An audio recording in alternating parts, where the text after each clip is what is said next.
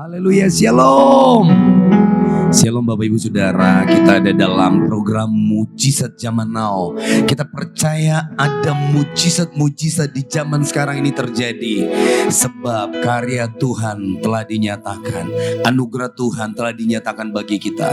Ketika kita percaya kepada Kristus, kepada Tuhan yang sumber pembuat mujizat, maka Bapak Ibu Saudara, saya percaya mujizat-mujizat zaman now terus Bapak Ibu Saudara dan saya alami dalam nama Yesus.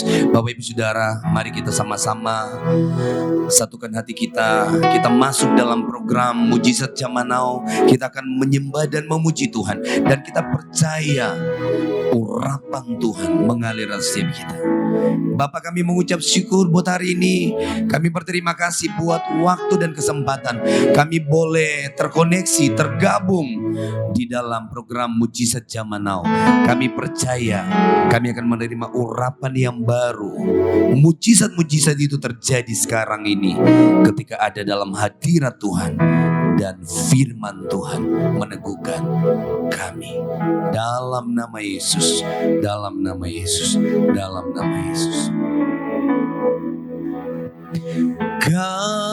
Kaulah Tuhanku, Kaulah Rajaku, Kaulah termulia di bumi dan di surga. Katakan, Kaulah, Kaulah Tuhanku, Kaulah Rajaku, Kaulah yang termulia di bumi dan di surga. Ku sembah Kau Tuhan, ku sembah Kau Tuhan, ku puji, ku muliakan namamu. Ku sembah Kau Tuhan, ku sembah Kau Tuhan, ku puji, ku muliakan namamu. Kaulah Tuhan, Kaulah Tuhanku, amin. Kaulah Rajaku, Kau yang termulia di bumi dan di surga. Katakan sekali lagi pujian ini, Kaulah, Kaulah Tuhanku, Kaulah Rajaku,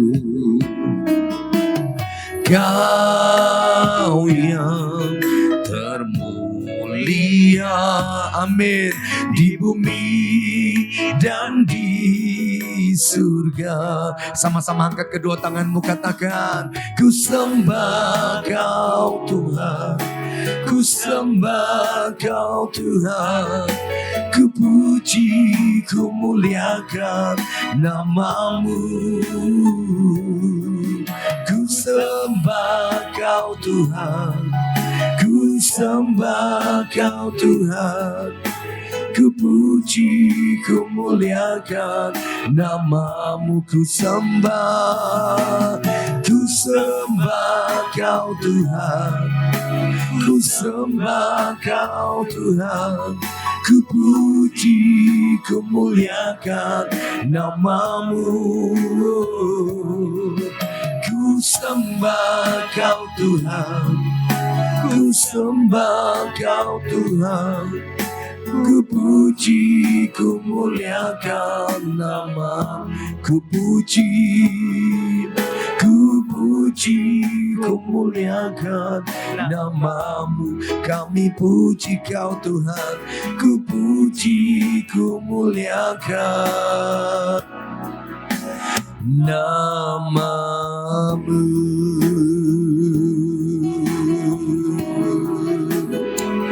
Kami bersyukur, terima kasih, haleluya.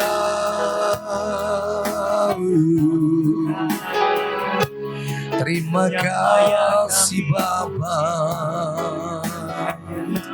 ya Allah, ya Allah, kami menyembahmu. Terima kasih Tuhan, haleluya. We worship you. Kami bersyukur, terima kasih Bapa, haleluya. Kami bersyukur, terima kasih. Kami bersyukur buat anugerah-Mu Tuhan. Kami bersyukur buat kasih karunia-Mu Bapa. Terima kasih Tuhan. Oh, katakan anugerah-Mu, anugerah-Mu melimpah bagiku, selalu baru di setiap waktuku. Kebenaran-Mu dan perkenan-Mu mengikutiku. Oh, anugerah-Mu melimpah bagiku, selalu baru di setiap waktuku. Kebenaran-Mu, kebenaran-Mu dan perkenan-Mu mengikutiku sepanjang hidupku. Mari yang rindu mengalami mujizat-mujizat Tuhan di zaman now ini, sama-sama kita katakan, kita angkat kedua tangan kita, kita sepakat, kita katakan pujian ini. Anugerah-Mu melimpah bagiku, selalu baru, amin, di setiap waktuku. Kebenaran-Mu dan perkenan-Mu mengikutiku. Oh, anugerah-Mu melimpah bagiku, selalu baru di setiap waktuku. Kebenaran-Mu, kebenaran-Mu dan perkenan-Mu mengikutiku sepanjang hidupku. Bapak Ibu Saudara, engkau yang sedang mengalami pergumulan, persoalan atau sakit penyakit, percaya firman Tuhan berkata, cukuplah kasih karunia-Ku bagimu. Kita percaya dalam program mujizat zaman now ini terjadi mujizat-mujizat yang luar biasa. Ketika kita sepakat, kita percaya terjadi mujizat-mujizat yang dahsyat. Mari sama-sama dengan saya kita sekali lagi mengatakan pujian ini. Anugerah-Mu melimpah bagiku, yes, selalu baru di setiap waktuku kebenaran-Mu dan perkenanan-Mu, yes, mengikutiku. Oh, anugerah-Mu melimpah bagiku, selalu baru di setiap waktuku. Kebenaran-Mu dan perkenanan-Mu mengikutiku sepanjang hidupku. Kebenaran-Mu, kebenaran-Mu dan perkenanan-Mu, kebenaran-Mu dan perkenanan-Mu mengikutiku sepanjang hidupku.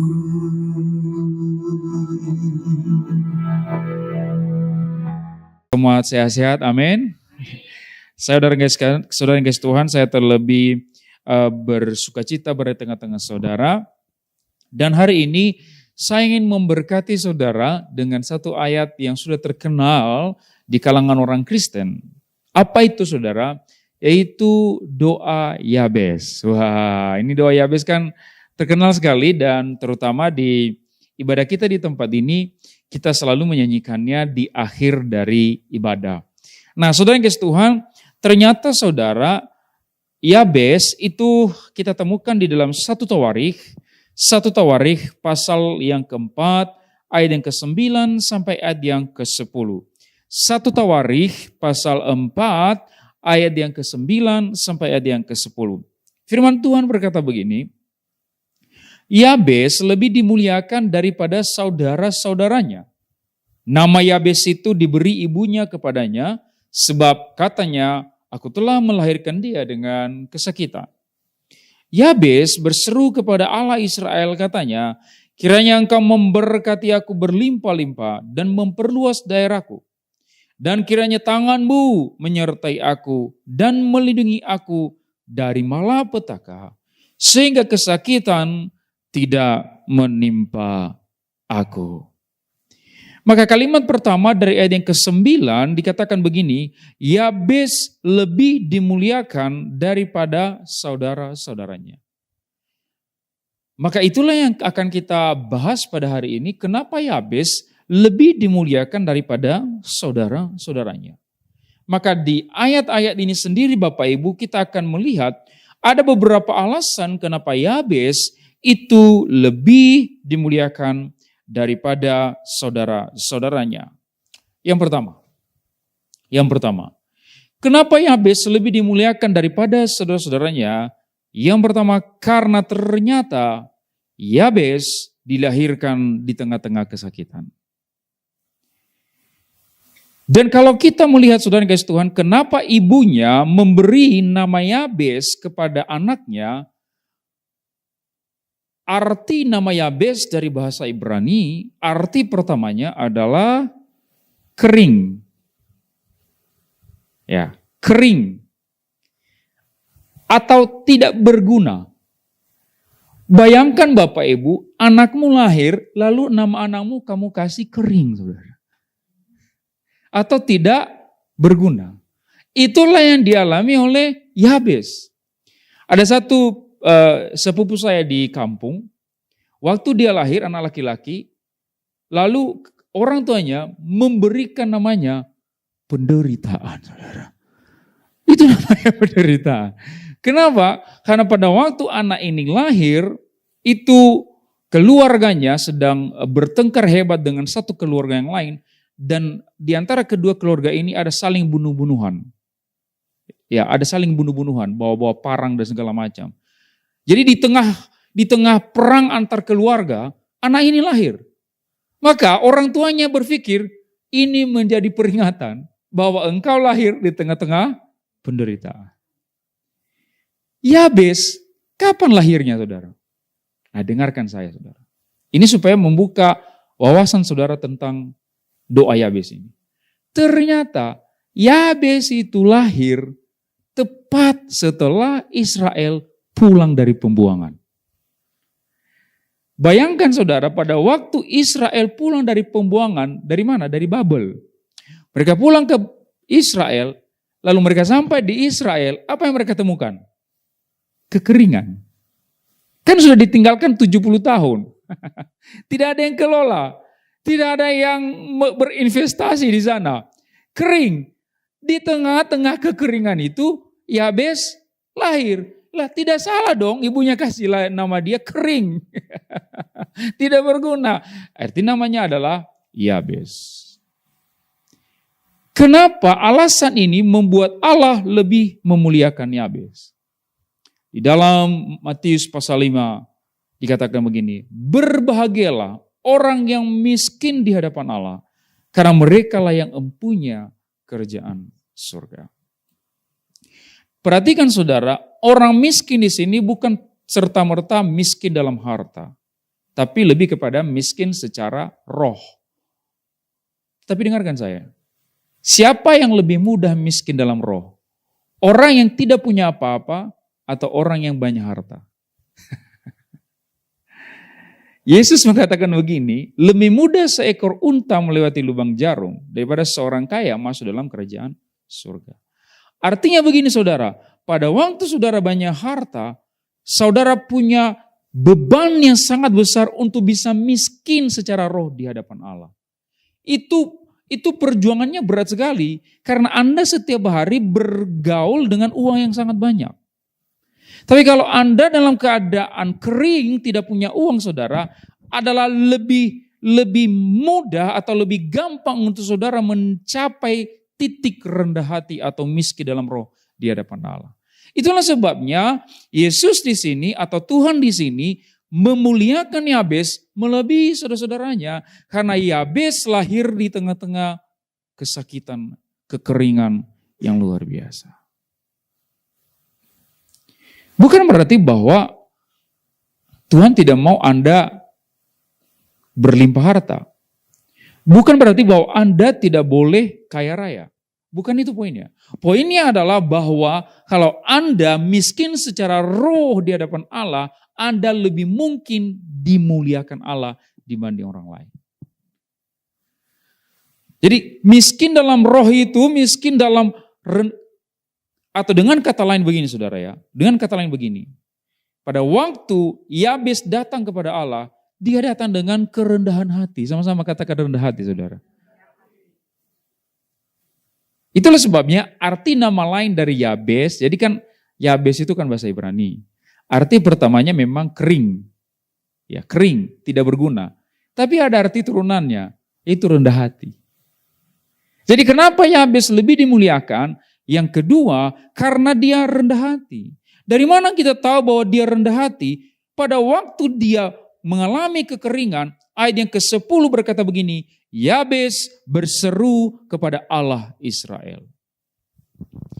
Jadi pada waktu dia mengalami masalah, dia tidak kepahitan dan dia tidak menyalahkan orang lain, tapi dia dengan rendah hati datang kepada Tuhan. Saudara, kalau mengalami masalah, sangat gampang sekali kita kepahitan dan menyalahkan orang lain. Dan menyalahkan Tuhan. Tapi pada waktu kita mempunyai kerendahan hati, kita tidak akan menyalahkan siapapun, tapi justru kita berseru kepada Allah. Katakan amin saudara. Ya, saya menemukan banyak orang dalam hidup saya, ketika dia mengalami masalah, yang pertama dia salahkan adalah peristiwanya. Atau orang yang berkaitan dengan dia dalam peristiwa itu. Saya berkata kepada adik-adik saya di rumah, saya bilang, masalah badai dalam hidupmu belum tentu karena iblis. Itu bisa jadi karena kemalasanmu, kelalaianmu, dan sebagainya. Itu belum tentu dari iblis. Itulah sebabnya pada waktu kita mengalami masalah, kita tidak boleh serta mengatakan, waduh saya tengking dalam nama Yesus, ini dari iblis ini. Jangan langsung menyalahkan iblis, mencari kambing hitam terhadap masalah. Tapi yang harus kita lakukan adalah rendah hati, berseru kepada Allah. Jadi kenapa Yabes lebih dimuliakan? Karena dia rendah hati, saudara. Saya kalau mau saudara sukses secara materi dan juga sukses secara roh, caranya cuma satu, rendah hati. Kalau tidak, kita hanya bisa sukses secara materi, tapi dalam roh kita tidak berguna di hadapan Allah. Saudara yang kasih Tuhan, inilah yang membuat Yabes kemudian berseru kepada Allah, dan pada akhirnya, akhir dari ayat yang ke-10 berkata begini, dan Allah mengabulkan permintaannya. Jadi kenapa Yabes lebih dimuliakan daripada saudaranya? Yang pertama, karena dia lahir dalam kesakitan, dalam kekeringan. Saudara yang kasih Tuhan, hati Tuhan selalu kepada orang miskin. Ya, selalu kepada orang miskin. Saudara masih ingat Maliaki pasal 3 ayat 10? Tentang perpuluhan. Apa dia bilang di situ? Bawalah seluruh persepuluhan itu ke dalam perbendaharaan. Saudara tahu enggak, di dalam perjanjian lama ada 3 jenis perpuluhan. 1, perpuluhan kepada imam. 2, perpuluhan kepada perayaan-perayaan, hari raya.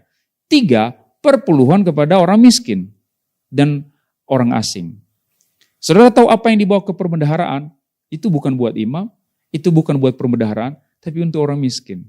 Jadi sebenarnya perpuluhan yang disinggung Tuhan dalam Maliaki pasal 3 ayat 10 adalah perpuluhan untuk orang miskin.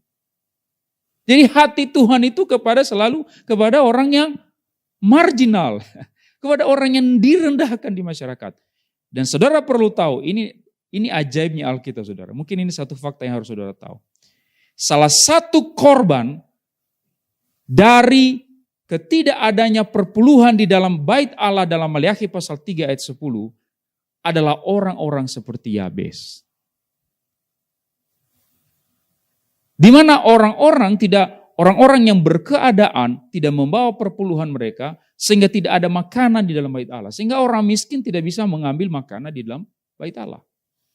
Jadi saudara perlu tahu bahwa Maleakhi pasal 3 dan 1 Tawarikh pasal 4 itu terjadi dalam waktu yang sama. Jadi Yabes ini salah satu korban dari ketamakan para imam makan perpuluhan di bait Allah dan juga ketamakan orang-orang kaya yang tidak mau kasih perpuluhan di bait Allah.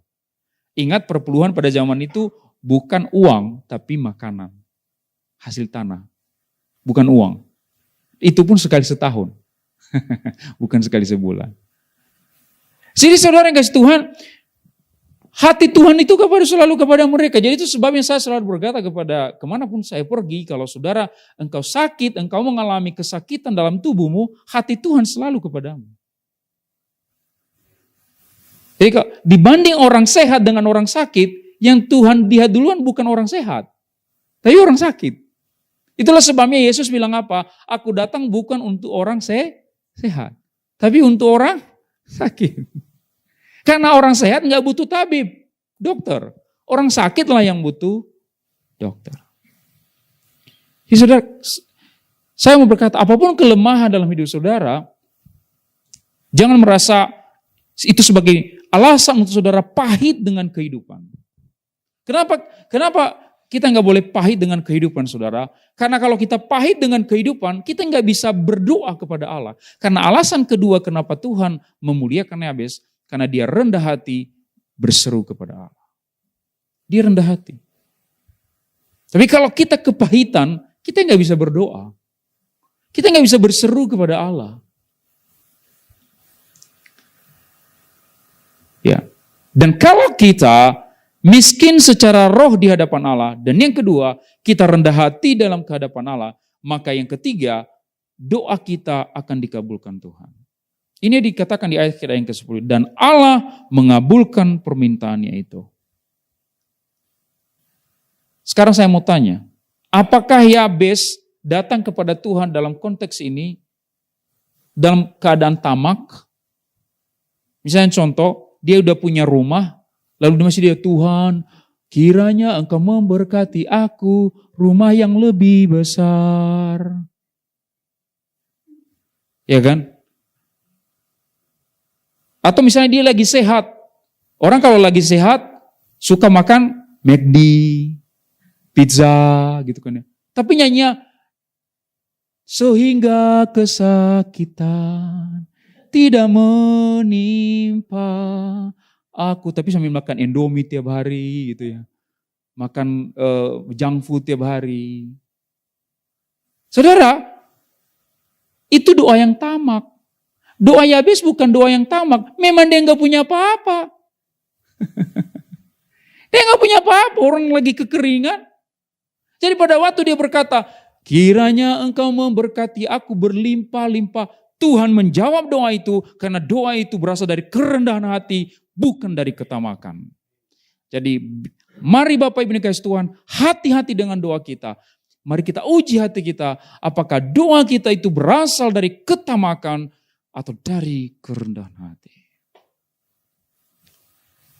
Kalau berasal dari kerendahan hati, pasti dijawab Tuhan. Pak, kalau begitu Pak, masa saya nggak bisa minta Tuhan memberkati bisnis saya Pak, Tuhan memberkati usaha saya. Saya kan sudah punya banyak nih Pak, masa saya nggak boleh minta lebih lagi? Boleh, tapi kasih tahu Tuhan, kamu nanti kalau diberkati lebih berlimpah lagi, kamu mau apain kelimpahan itu? Mau apain? Nah itulah bukti bahwa engkau rendah hati. Saya sering ajar jemaat kami, saya bilang mau diberkati Tuhan? Mau Pak. Nah kalau datang sama Tuhan itu harus detail. Jangan cuma bilang Tuhan berkati aku berlimpah-limpah. Minta sama Tuhan, Tuhan berkati aku berlimpah-limpah. Nanti kalau aku sudah berlimpah-limpah, saya akan tolong sepupuku. Saya akan kuliahkan ponakanku. Saya akan tolong adekku yang sedang ini. Saya akan bangun ini, saya akan bangun itu, yatim piatu dan sebagainya.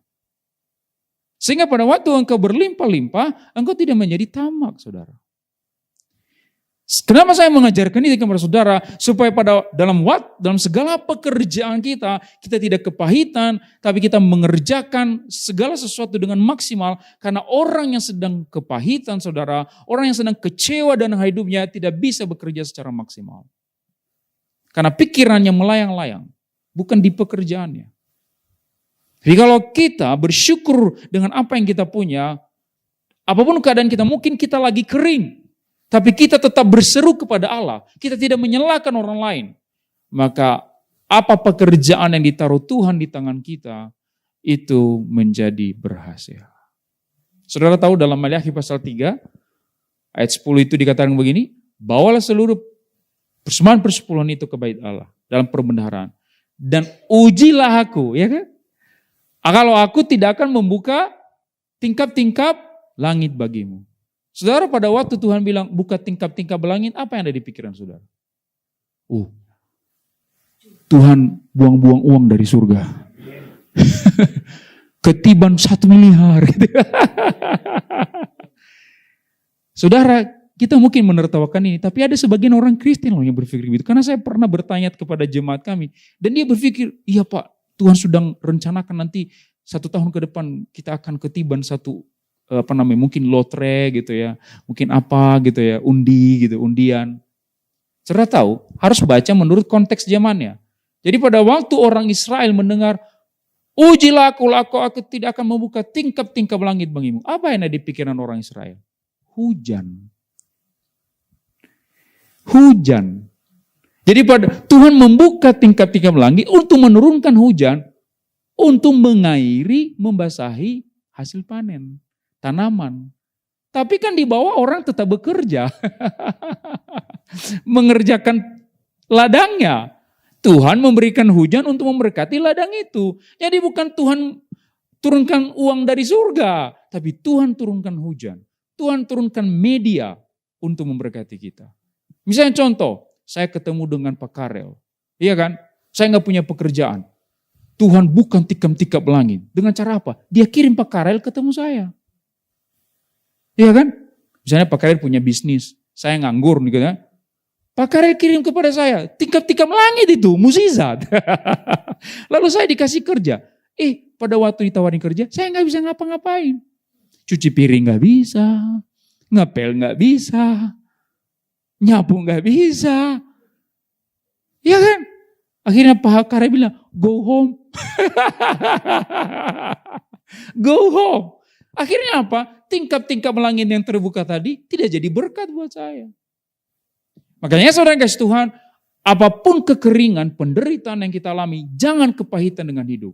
Bersyukur, tetap datang rendah hati kepada Tuhan. Sehingga pada waktu Tuhan buka tingkap-tingkap langit, kita sudah siap. Katakan amin saudara. Boleh berikan tepuk tangan bagi Tuhan saudara. Mari Bapak Ibu, saya berdoa buat firman Tuhan yang sudah kita dengar pada hari ini. Mari kita berdoa. Puji syukur Tuhan kami panjatkan nama-Mu Tuhan untuk setiap jemaat-Mu, untuk setiap penonton, untuk setiap netizen yang menyaksikan acara ini, acara Mujizat Zaman Now ini.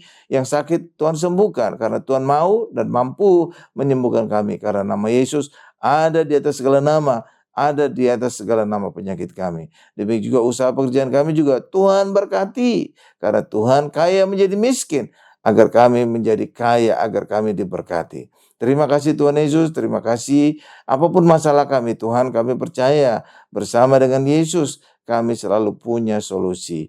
Demikian juga Tuhan berikan damai di dalam keluarga kami, damai Kristus sehingga suami istri tetap menjaga kasih mula-mula, tetap mengasihi orang tua, mengasihi anak, anak menghormati orang tua dan mengasihi orang tua. Terima kasih Tuhan Yesus, berkati usaha pekerjaan kami, berkati juga istri yang di ibu rumah tangga, berkati juga anak-anak kami yang sedang studi sekolah, agar anak-anak kami menjadi anak sehat, cerdas, dan selalu dapat beasiswa, baik sekolah di luar negeri maupun di dalam negeri.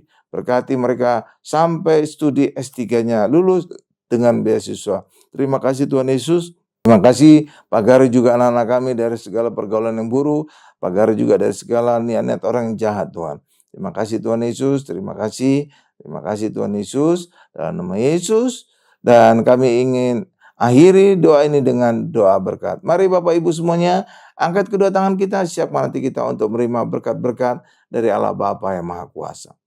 Berkat dari Allah Bapa yang Maha Kuasa, kasih karunia dari Tuhan Yesus dan penyertaan Roh Kudus menyertai kami semua mulai hari ini sampai selama-lamanya. Haleluya, sama-sama kita berkata, amin. Haleluya, puji nama Tuhan. Bapak Ibu Saudara, kita bersyukur kita sudah menyaksikan program Mujizat Zaman Now. Lewat pujian penyembahan, lewat kesaksian, lewat firman Tuhan yang luar biasa. Saya percaya Bapak Ibu Saudara, kita semua sudah diberkati dan kita menerima mujizat-mujizat yang luar biasa. Karena nama Tuhan yang penuh dengan kuasa. Baik Bapak Ibu Saudara, kita akan mengakhiri program Mujizat Zaman Now ini. Sama-sama kita angkat pujian El Shaddai.